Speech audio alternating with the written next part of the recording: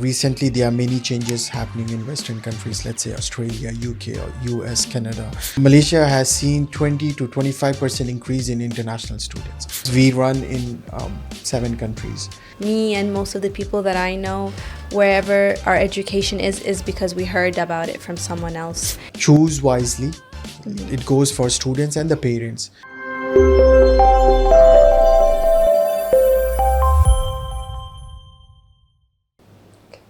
Hello everyone, it's Nariz and welcome back to another episode of TJS Studio. Now, most students think that the only thing that TJS does is help with the application process. But is that really all we do? Today, inside our TJS studio, we are joined with our CMO and we are going to talk about what happens behind the scenes once a student picks Malaysia. Sir, welcome. Hi, how are you, Nareez? I'm good. How are you? All right, so basically, yes, this is a very challenging question, that what happens when a student get on board and what happens behind the admission thing and everything.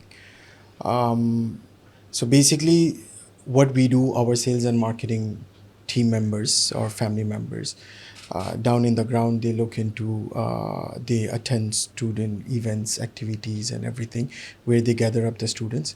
They counsel the students, they let them know that, okay, what is it about the courses, scholarships and everything. But that's not the thing. So the main work starts when the student register himself or herself. And then back in the end, our admission team, which is in KL in head office, they process the application. They need to make sure that the application for the visa is timely submitted, because if it's delayed, and then it's gonna delay them a whole intake, which gonna lose their lot of time. So that's why checking up their documents, checking up their photograph, and all those other visa documentations and everything. Along with that, so our logistic department, or which is logistic and welfare, we call it TJS Family Hub. So that department then take over the student once the student's visa has been approved. Brief them about the pre-arrival, give them briefing about what they gonna look into in immigration while taking the flight, what to pack, what not to, how they would be overcoming the homesickness while here, so everything. So once they arrive, again, the welfare team, they pick them up and then carry on, took them to their accommodation and everything, make sure that they get everything, the accommodation is clean, up to the par, and all those things which student face. We have heard that student have faced that, but with them who doesn't have anyone to take care of them. So that's why I think this is the most important thing which TGS does it for students. Yeah. Sounds like very specific and attentive work. Yes, we are very sure, and we make sure that every detail has been looked into, that considered. Of course. Yeah. Okay. What really happens after a student gets the offer letter? So as soon as the student gets the offer letter, again, the visa process and everything will take over. But the main thing, that the accommodation, briefing about life in Malaysia, what they would be looking into it, what are the applications, what are the transportation systems and everything and all. So what we do, we brief them, we prep them before they arrive. So once they arrive, they are not into a shock, or they are not into that, okay, hey, where am I? So they know in what step, in what procedure, what do they have to do it. So this is what we do, and this is what happens, which is the important thing after the offer letter, which I think TGS plays a big role in that. And thanks to all of our family members, they are very determined into giving a right information and specific detailed information according to their area, which the university or the area they would be living, and so on and everything. Yeah. So everything that comes after the offer letter is more important. Yes, it is, because offer letter student can get it directly from the university as well. So what makes us different? So this is what makes us different. That there is someone student can call, as their own family member back here, because getting the offer letter is temporary 2-3 months thing. Yeah. But what is the most important thing is this: the 3 years or the 4 years or the 5 years, depending on the course. So we are as in family, we are as in their guardian, we are there as a mentor for all these durations. So that's what is, I think, is more important Yeah, of than course. just getting the offer letter. Yeah. Okay. We often hear about TGS Family Hub, but what is it really? So one thing is this: that's your family back in Malaysia, which you are living a family back in home, so you don't have to miss it. So what does that family does, or what does that family plays a role in the student life? So as what I mentioned on my previous discussions is this, that the first thing is this: on special occasions, we make sure that student doesn't feel that they are left alone. So we make sure that we gather all of our students, even though despite of whatever nationality they are or wherever they came from. So for us is all under one roof as a family. So we make them gather, we celebrate each and every occasion, which, let's say for example now Ramadan. So we make sure that the student is celebrating Ramadan, feeling all the vibes which the student is missing back home and all. So how that goes, maybe arranging or gathering up for a Taraweeh prayer, or having an iftar gathering, and check on the student, that how they are doing it, are they having a proper meal, iftar and suhoor, to keep their well-being, also look into it. So this is one of the example in Ramadan. That's how multiple examples in multiple occasions, like Eid or Eid al-Fitr, Eid al-Adha. Yeah, I mean, some they travel back home, but whoever is left here, so our welfare department or the logistic department, they check on them, and then we gather and do that. Along with this, we also give them an access that anytime, anywhere, if you need us, we are always there. So we have a hotline number which is runs 24 hours. We have students, they have issues in midnight, our team has went and fixed those. We have parents who have called us in the night and that, hey, I cannot get through my son or my daughter, could you please check on him or her? So yes, immediately we make an action on that, and then make sure that in within 1 to 2 hours, the parents should get the answer, that because they are worried. They are like 8 hours, 9 hours away from here, and thousands of kilometers. So we understand, because for me myself, I was also a student back in 15 years back. So I know how my parents have felt, or catered this issue, because I didn't have anyone.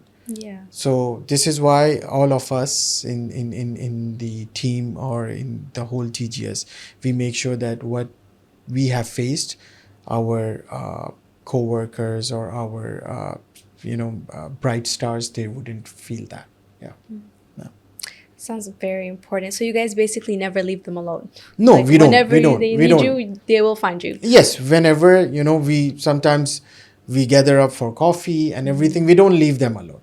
And even though the parents, we don't leave them alone as well. So our counselors back in, let's say, Saudi Arabia, Qatar, Pakistan, UAE, so they keep them engaging, because they get to know that, okay, hi, is your son is having any problem, is your daughter is facing any issue, because sometimes they might feel shy to let us know. So this is why we keep checking with the parents as well. So what is their feedback on this? So it has been, alhamdulillah, it has been 100% positive feedback from the parents, yeah, so far. What makes TJS different from other agencies? Okay, so I think on my previous answers, you might get an idea that why are we different. But then again, if I just put it in one word, that this TGS Family Hub, which we talked about, none of the other agencies are, having that in their part of their services. Yes, agencies, they have, let's say, airport pickup, accommodation arrangement, and that's it. After that, after 2 years, they don't know what the student is doing and everything. So what makes us difference is this, that from day one until the student graduates. So we are part of every happiness the student is. So example, if the student is graduating, his happiness, we all will be there. All right. So, and then along with this, same thing, because we run in 7 countries. So if parents, they want to know our Saudi office, what is it happening to our student back in Malaysia, they can just visit our office, and we have a head office in Malaysia, and then we can just get it on them. What other agencies? There are many agencies, we can see that they are running virtually. So they don't have any physical presence back in those countries.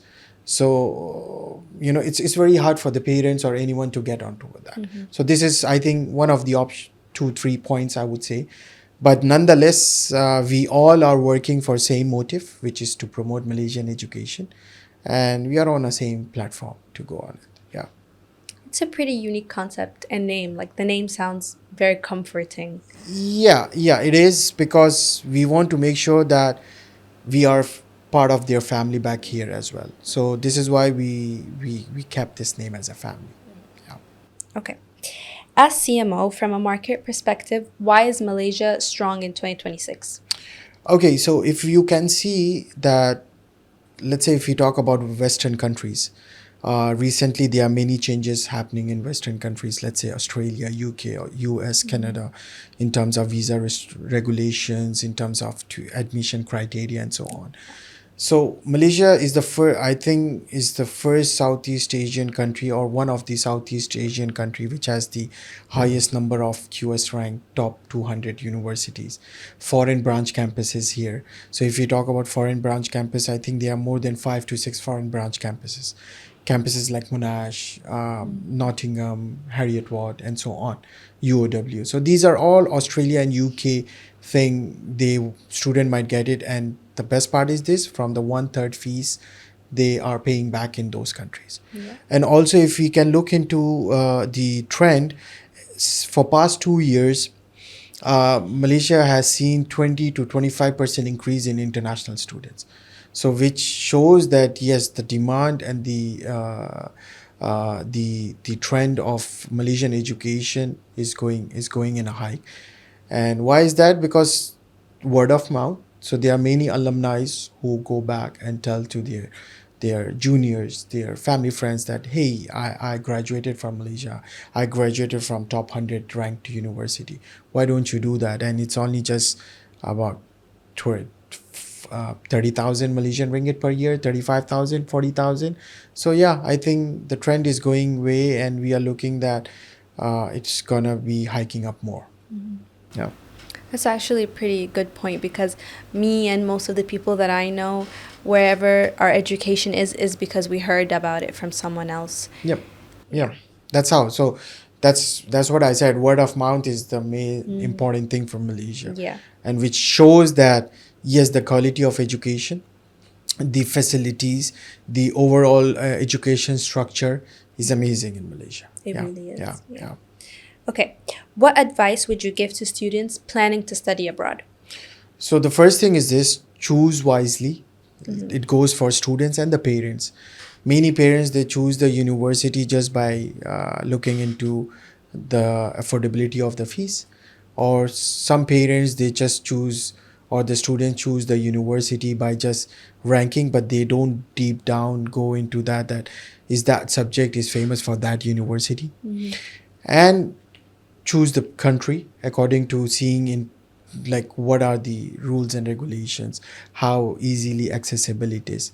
So I think country, subject, and the interest, these are the 3 things. And the most important thing is this, that what student is looking into, how is he or she is ready to cope up into that environment or capability. Like for example, if you are not a winter person, you can't be studying in Canada, Yeah. like you would be out of it 8 months. But if you're not a tropical person, or if you're not a rainy person, then you have to choose wisely as well. So Malaysia is also not, because 12 months there is raining here. So Yeah. that's how you need to look into all those factors. Yeah. Okay, so there's so much more to it than just simply the country or the university itself. Yes, there are many external factors as what I have just told you now. It's about culture, the food, the environment, how far it is from your hometown, you know. So many things which students have to look into it. Parents have to look into it so that, for example, the best part of Malaysia is this, the visa regulations and is very easy. So parents, they can just flew directly. There are many nationalities who just get on arrival visa, so they don't have to worry on this. So these are some of the things which need to be considered into. Yeah. Yeah. Okay. Thank you so much for your insight. No worries, and I And- hope that thanks for letting my knowledge to deliver to the students and the parents. Yes. And I believe and that student and the parents, they just get on touch with us, with our counselors and everything, and get all the question and answers before they go into the final decision. Yeah. This is the real side of studying abroad that students rarely hear about. Now, to everyone watching, remember, education is a journey and support matters. See you at our next episode at TJS Studio.